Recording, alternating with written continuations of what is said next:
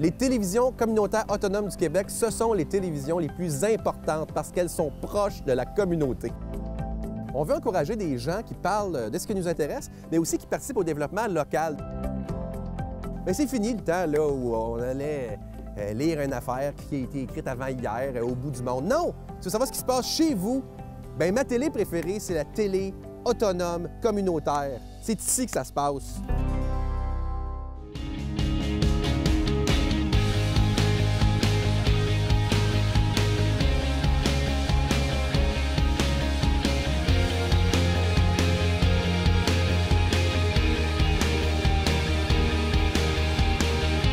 Il y a au Québec des milliers d'entrepreneurs.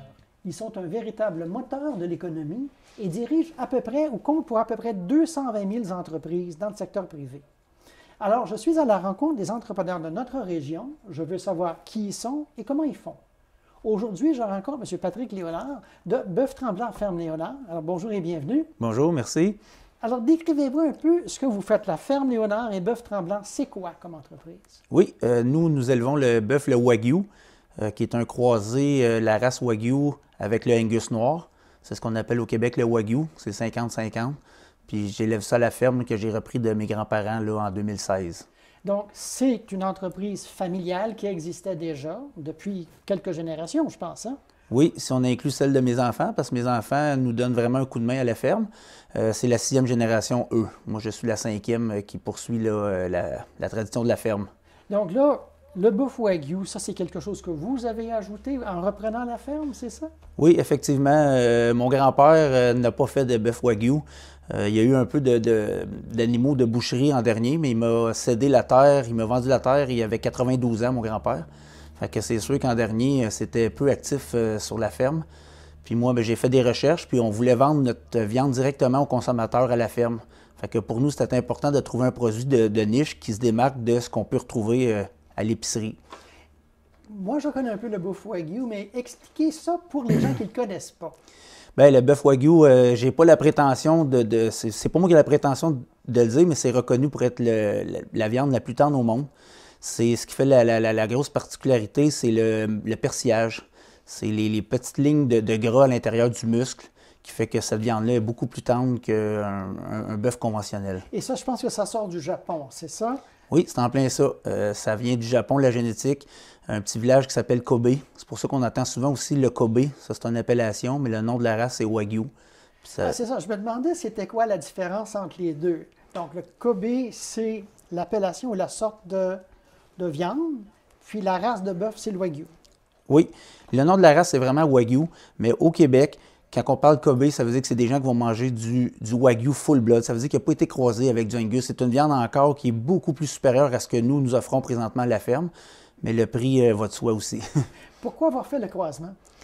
C'était important pour moi de trouver un compromis où est-ce qu'on voulait avoir une viande de qualité puis que ça soit abordable et accessible pour monsieur et madame tout le monde et non simplement viser peut-être la clientèle UP de Mont-Tremblant. OK. Donc là, une fois que le grand-père vous cède la terre, que vous avez eu votre idée, comment on fait pour lancer cette idée? Comment on fait pour rendre ça réalité?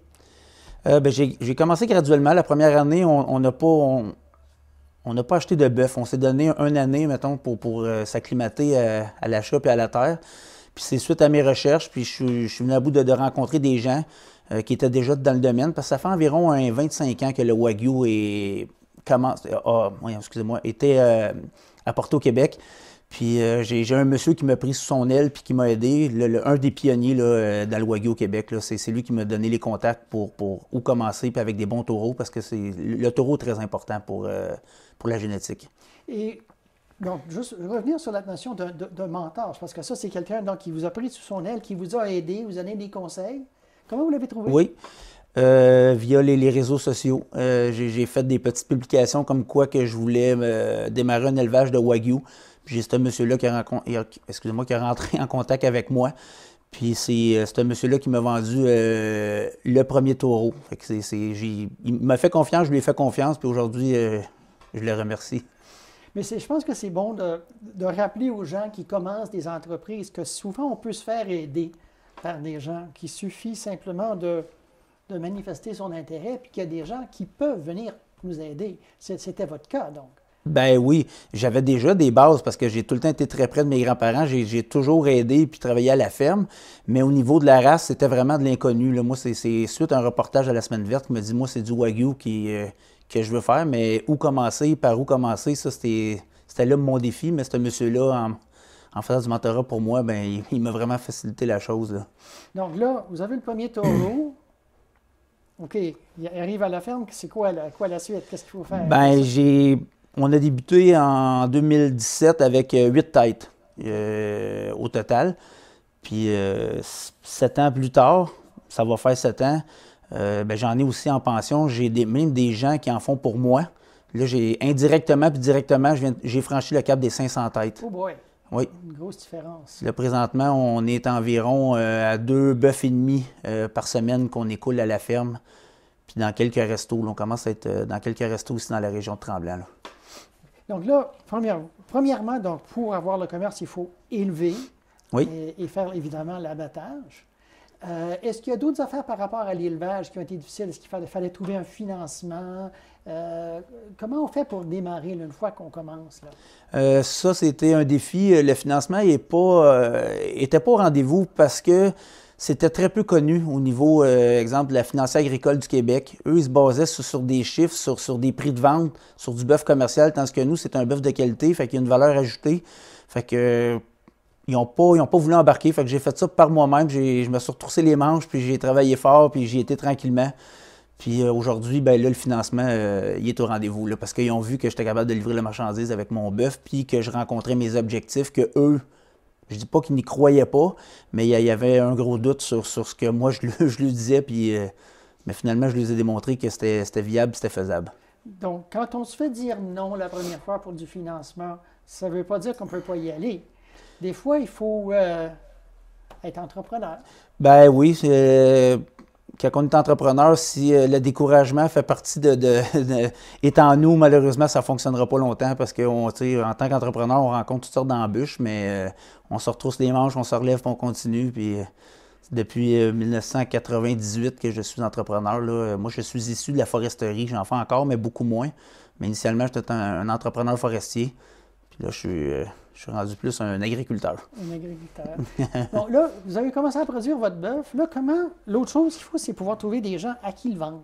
Oui. Comment on fait ça quand on part de zéro, là?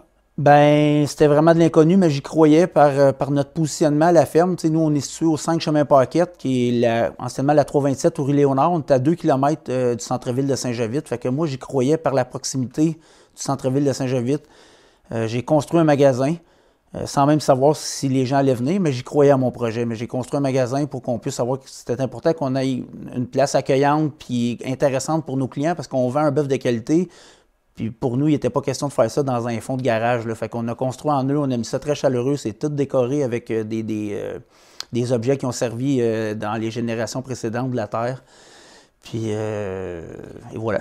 Donc, vous construisez un magasin. Oui. Je pense que vous êtes aussi présent dans les marchés. Oui, on a fait, cette année, on était au marché de Mont-Tremblant ici, qui était à Saint-Jovite pour la première fois. L'année précédente, on faisait le marché de Sainte-Agathe les vendredis, en fin de journée. Puis 2 ans auparavant, on était au marché de Val-David. Donc, qu'est-ce qui marche le mieux pour faire découvrir un produit comme ça? Est-ce que c'est les marchés?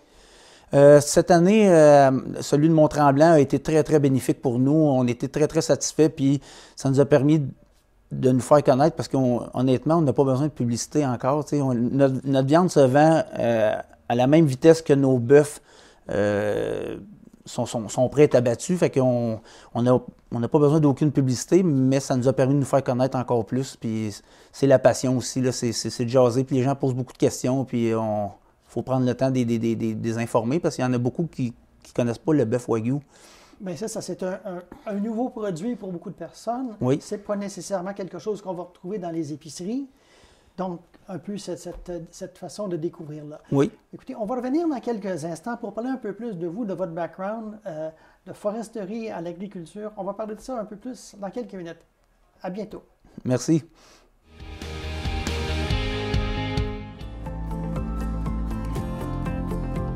La vraie télé, c'est la télé communautaire, c'est la télé autonome, la télé libre, parce qu'elle n'est pas contrôlée par des géants, elle n'est pas contrôlée par de la publicité, elle n'est pas contrôlée par du gros argent, elle est contrôlée par vos intérêts. Tu veux savoir qu'est-ce qui intéresse les gens d'une place en particulier? Tu veux savoir qu'est-ce qui se passe en ce moment à Ville-Marie, dans les Basses-Laurentides? Bien, il faut que tu regardes la télé de cette place-là, puis elle est disponible sur le web à cette heure. 2 clics, tu sais ce qui se passe.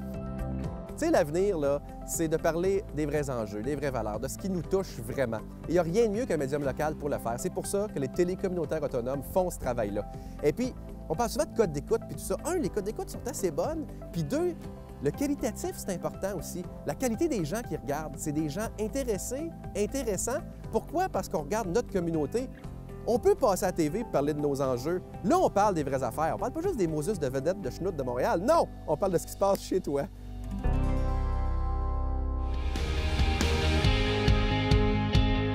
Me voici de retour avec Patrick Léonard de Boeuf-Tremblant Ferme Léonard. Alors, on parlait un peu de votre cheminement d'entrepreneur. Vous êtes agriculteur maintenant, vous avez commencé en foresterie. C'est quoi ce cheminement-là? C'est quoi votre background? Bien, j'ai fait mon secondaire 5, diplômé, mais les études ne m'intéressaient pas. Puis j'ai toujours été attiré par la foresterie. J'ai toujours aimé être en forêt puis couper des arbres.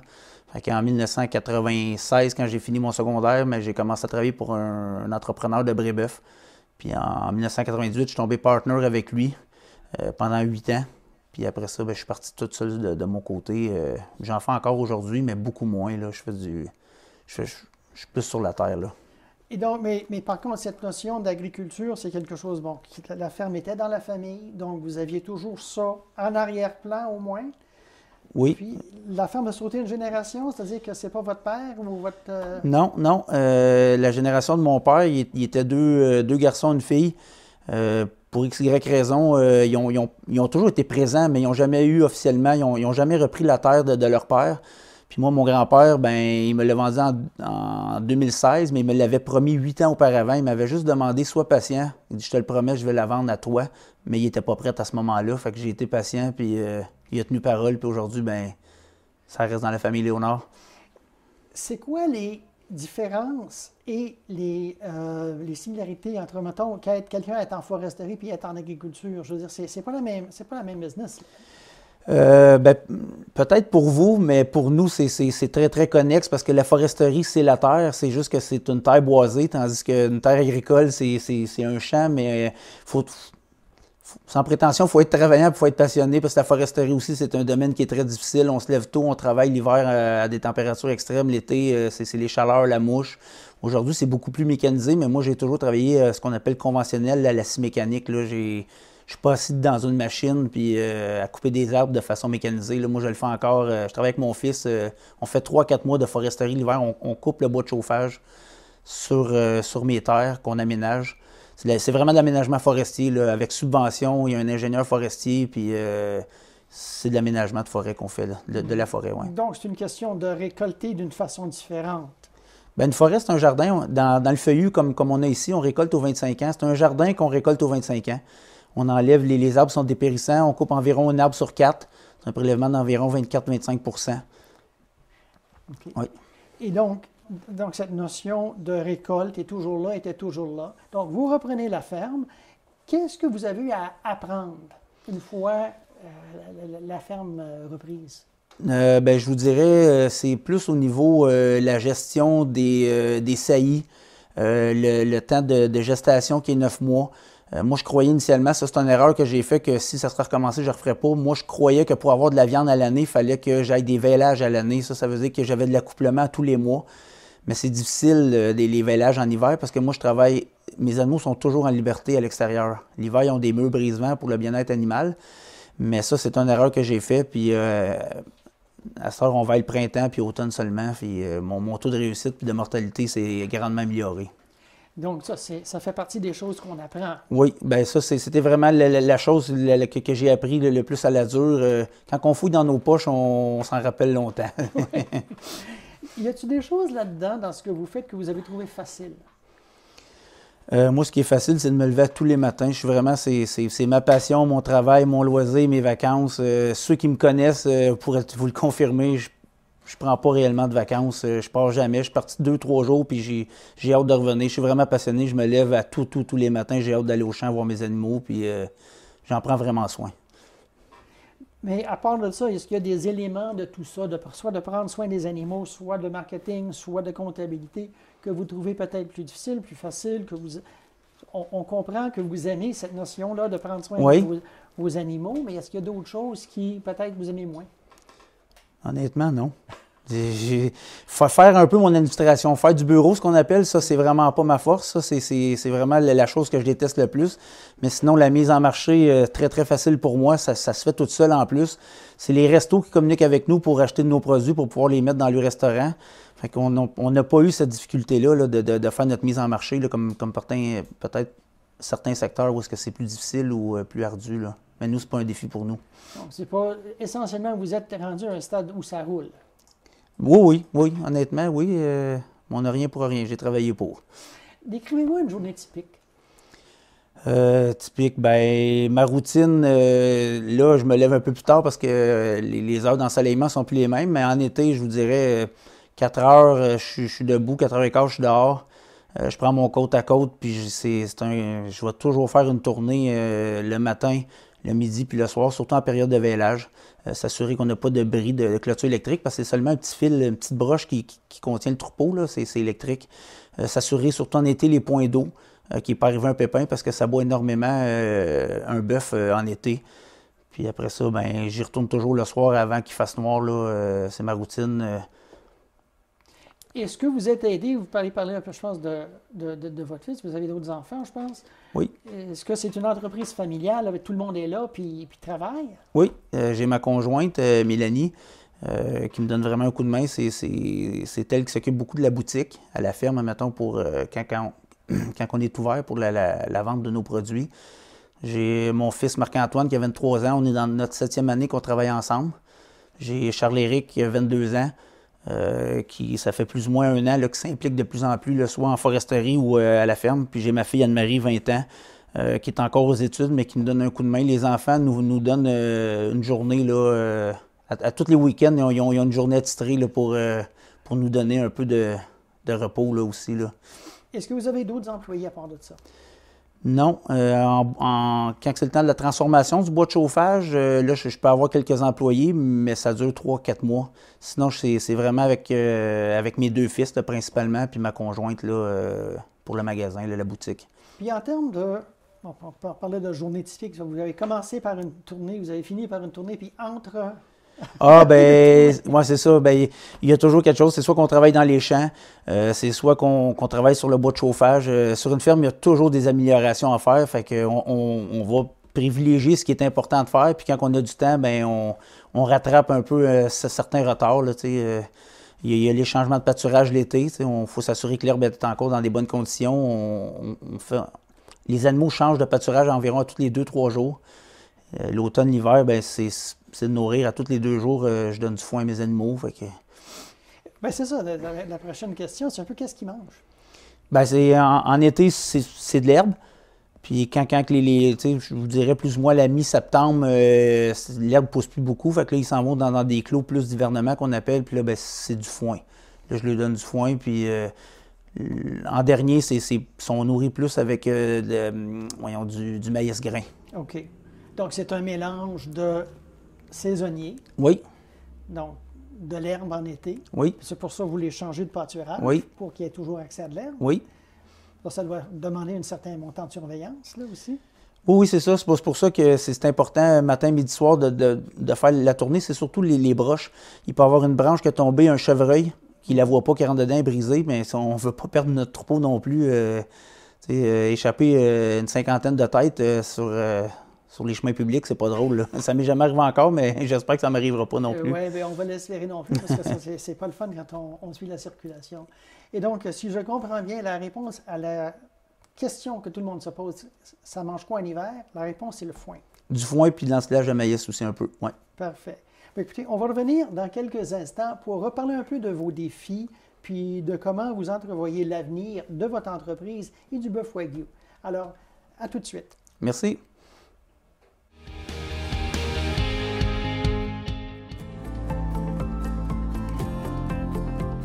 On est dans un monde d'images, de paraître, alors que c'est le contenu qui compte. Puis le contenu, il est produit par qui?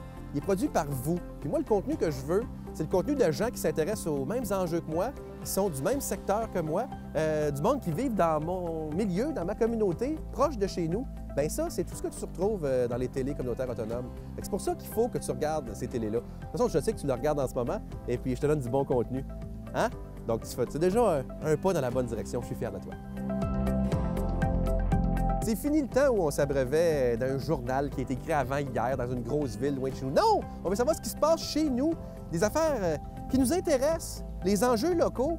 Tu sais, la télévision communautaire autonome, bien, ça parle de nos vrais gens, de nos vraies nouvelles. C'est pour ça que faites comme moi, regardez cette télé-là, c'est là que ça se passe.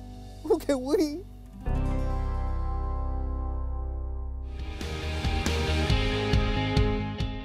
Je suis de retour avec Patrick Léonard de Bœuf Tremblant Ferme Léonard. Rebonjour. Bonjour. Alors là, tout le monde fait face à des défis aujourd'hui, que ce soit manque de personnel ou les chaînes d'approvisionnement ou inflation. Dans votre domaine, c'est quoi vos défis? Comme tout le monde, la main-d'œuvre, c'est un défi, surtout au niveau du bois de chauffage. Là, je parle souvent du bois de chauffage de la ferme parce que c'est vraiment encore moitié-moitié. Comme je fais encore beaucoup de foresterie, le bois de chauffage, je me suis mécanisé. Mais c'est vraiment la main-d'œuvre, le grand défi. Là, puis les réparations de la machinerie. Les pièces, c'est très long. Là, fait que c'est vraiment le défi, là, comme toute entreprise là, rencontre. Est-ce qu'il y a des gens qui ont fait un genre de personnel que vous aimeriez avoir? C'est la chance ici, vous passez aux téléspectateurs. Y a-t-il des jobs à combler chez vous? Ça serait quoi? Présentement, non. Sérieusement, avec mes enfants, ma conjointe, on est suffisant. Comme je disais précédemment, un petit peu en bois de chauffage que quelques employés, mais je viens toujours à bout de trouver ce que j'appelle mes semi-retraités, c'est mes meilleurs là, pour un 3-4 mois. Là. Non, mais c'est ça. Donc, c'est ça qu'en termes de main-d'œuvre, des gens qui seraient prêts à donner, mettons, un petit temps partiel chez vous ou temporaire, vous pourriez les prendre. Ben oui, si au moment où ça se présente, si on en a besoin, on ne refusera pas. Parfait. À part de ça, d'autres choses comme inflation, si les troupeaux mangent de l'herbe et du foin, c'est peut-être pas ça qui coûte le plus cher, mais il y a du maïs aussi. En termes d'inflation, comment ça va pour tout ça? Est-ce que ça vous affecte beaucoup? Ben oui, comme tout le monde, les taux d'intérêt, on a toujours besoin de liquidité. Vous disiez le foin, mais les tracteurs, l'essence et un tracteur, c'est rendu tellement dispendieux. Le plastique d'enrobage pour nos balles, bien là, ils viennent de nous appliquer une nouvelle taxe, là, une taxe spéciale là, agricole, justement, là, pour, je pense que c'est pour aider aussi pour récupérer ce plastique-là usagé. Parce qu'en agriculture, on utilise beaucoup de plastique, autant que ce soit pour l'enrobage du foin ou pour les paquets de viande. Chaque pièce est emballée sous vide. Là, on fait qu'on consomme beaucoup de plastique, là, oui. Donc, en termes de... Ça c'est des choses qui ne seraient pas nécessairement immédiatement visibles pour quelqu'un de l'extérieur, mais pour les choses comme vous dites, les tracteurs, le plastique, c'est là où vous voyez des augmentations de prix.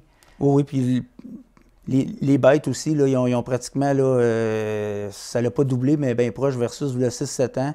Acheter une vache Angus, ça l'a presque augmenté de 1000 $ là, dans la dernière année et demie. Là, c'est dû à l'inflation. La transformation chez le boucher, ça a augmenté beaucoup. L'abattoir a augmenté. Le transport de notre viande, parce que nous, à part de la ferme, ça en va à un abattoir à Terrebonne. C'est ça, j'étais pour vous poser la question, l'abattage. C'est à Terrebonne, OK. Donc... Oui, on fait abattre à Terrebonne dans un abattoir fédéral. Okay. Parce que, étant donné qu'on a des permis du MAPAC, bien, on est obligé de passer par des abattoirs certifiés. Après ça, notre viande s'en va à Sainte-Agathe. Ça, c'est le boucher là, qui fait toutes nos découpes. Puis après ça revient à Mont-Tremblant. Donc, ça part de Mont-Tremblant, présumément en camion? Oui, mais même avant ça, mon engraissement final, c'est des amis de Mirabel qui me la font. Fait que le bœuf a plus ou moins 800-900 livres, part pour Mirabel, 8-10 mois. Après ça, quand il est prêt, il s'en va de Mirabel à Terrebonne, de Terrebonne à Sainte-Agathe. De Sainte-Agathe, ça revient à la ferme. OK. Puis une fois à la ferme, là, vous avez ça, est-ce qu'il est tout dépecé? C'est vous qui faites l'emballage ou quoi? Comment ça marche une fois qu'il est arrivé? Là? Nous, quand ça revient à la ferme, c'est déjà surgelé sous vide, prêt à être vendu aux consommateurs. OK. Et donc, vos points de vente, c'est surtout à la ferme? Oui, c'est uniquement à la ferme, à part les marchés qu'on a fait cet été. Sinon, on n'a pas d'autres points de vente. Comme je vous disais, on a quelques restaurants là, de la place là, qui Donc, pas de vente en ligne pour l'instant? Non, ça, c'est peut-être quelque chose dans le futur, mais pour l'instant, on n'a pas de besoin. Fait qu'on se concentre. Puis c'est important qu'on... On a une belle récurrence à la ferme, fait que c'est important que nos clients, quand ils viennent, bien, ils aient le choix pour toutes les découpes. Là. Fait qu'on ne veut pas vendre en ligne puis manquer constamment de certaines découpes. Là. Puis, pour l'abattage, est-ce que vous le faites de façon, je ne sais pas moi, chaque mois, il y en a qui passent à l'abattoir ou comment ça marche pour ça? Oui, c'est pratiquement tous les mois, il y en a qui partent pour l'abattoir. Des fois, ça peut être 3, 4, des fois, c'est 7, 8. Et c'est vraiment quand le bœuf est prêt. Puis d'un bœuf à l'autre, c'est jamais identique. Là. Il y en a qui vont se développer plus rapidement. Nous, l'âge target, c'est 28 mois. Nous, c'est ce qu'on vise. Des fois, c'est un peu avant, des fois, c'est un peu après, mais c'est 28 mois, ça, c'est l'âge d'abattage. Si je vous donne une baguette magique pour aider votre entreprise, ce serait, qu'est-ce que vous en feriez? Ouais, ça, c'est une bonne question. Je ne m'attendais pas à celle-là. Qu'est-ce que je ferais? Je l'agrandirais. Parce que, tu sais, je suis limité par rapport à la superficie et à l'ambition de notre entreprise, là. Mais sinon, là, je ne sais pas quoi vous répondre. Non, mais OK. Mais en fait, c'est parce que c'est aussi une autre façon de voir vers l'avenir. Parce que vous autres, est-ce que vous voulez vous agrandir ou ajouter quelque chose à la production? Comment vous voyez l'avenir? Oui. Mais là, j'ai une bonne réponse pour vous. Oui, je suis encore en pleine croissance. Puis de plus en plus, ça se fait naturellement, mais je vois que mes enfants, en tout cas, à moi que je me trompe, mais ils laissent sous-entendre qu'ils s'intéressent beaucoup à la ferme. Puis moi, c'est sûr que c'est quelque chose qui est très, très important. J'aimerais vraiment qu'il y ait une autre génération qui poursuive. Fait que pour qu'on puisse en vivre peut-être 2, 3, 4 de l'agriculture, bien, il faut continuer à prendre l'expansion pour qu'on puisse y trouver son compte. Mais avec ma baguette magique, c'est ce que je ferais, c'est je m'assurerais que j'aurais un de mes enfants qui poursuivrait la ferme. Ça serait un vœu que j'aimerais exaucer. Parfait. Puis en termes de terre, est-ce que vous avez assez de terre pour faire ce que vous voulez faire? Ici, à la ferme à Mont-Tremblant, malheureusement non. C'est pour ça que j'ai des gens qui m'en produisent. J'en ai au Lac-Saint-Jean. J'ai un éleveur aussi dans le coin de Sainte-Julienne. J'en ai un aussi dans le coin de Saint-André-d'Argenteuil qui me produisent. Moi, je fournis les taureaux. Oui. Parce que c'est important pour moi d'avoir une continuité dans la génétique parce qu'on va avoir un produit qui est constant. Puis, je suis toujours à l'affût. Là, si advenant qu'il y a une terre pas trop loin là, qui pourrait être... pour être accessible, bien, j'aimerais ça mettre la main là-dessus pour pouvoir être plus autonome.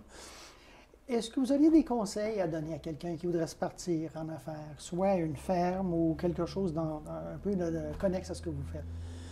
Des conseils, je suis en position de donner des conseils, je ne sais pas, mais... Vous avez parlé d'erreurs que vous avez faites? Oui. Bien, si c'est lié directement à l'agriculture ou la foresterie, bien, si tu n'es pas passionné, tu ne fais pas ça, c'est impossible. Ça va faire un temps, puis les gens vont abandonner parce qu'il faut vraiment être passionné. Puis sinon, de façon générale, ben, c'est de franchir le cap des 5 premières années. Quand j'ai commencé, des gens avec plus d'expérience m'ont dit c'est les 5 premières années en affaires, généralement, qui sont les plus difficiles. Puis après ça, on dirait que la roue, elle tourne par elle-même. Puis moi, je peux dire que je l'ai vraiment vécu. Là. Les 4-5 premières années, là... C'est quoi qui a été le plus difficile pour vous dans les 4-5 premières années? Bien, c'est de se faire connaître. C'est que les banques croient en nous. Au début, on part en affaires, souvent, on n'a pas grand-chose. Des fois, c'est un parent, un ami qui va nous aider parce qu'on n'a aucun état financier. Pour pouvoir nous prêter, souvent, ils vont nous demander nos 3 premières années. Mais pour avoir nos 3 premières années, il faut toujours bien que quelqu'un nous donne une chance pour commencer. Fait que j'ai commencé tranquillement, mais j'ai eu des gens qui m'ont appuyé et qui ont cru en moi. Puis aujourd'hui, ben, je suis rendu ce que je suis rendu. Parfait. Bienvenue et merci. Donc voilà, c'était la fin de cet épisode d'Entrepreneurs en action. Je m'appelle Daniel Drolet. Je vous invite à écouter les autres émissions et à nous suivre dans les médias sociaux. À la prochaine.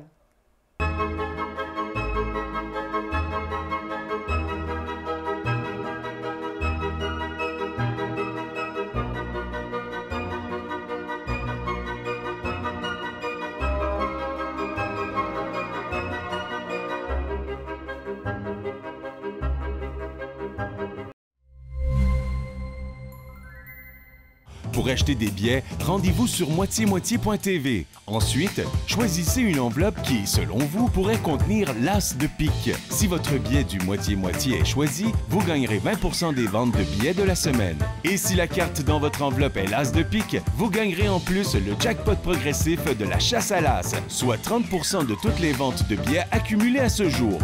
Le prix des billets du moitié-moitié commence à seulement 5 $. Bonne chance à tous!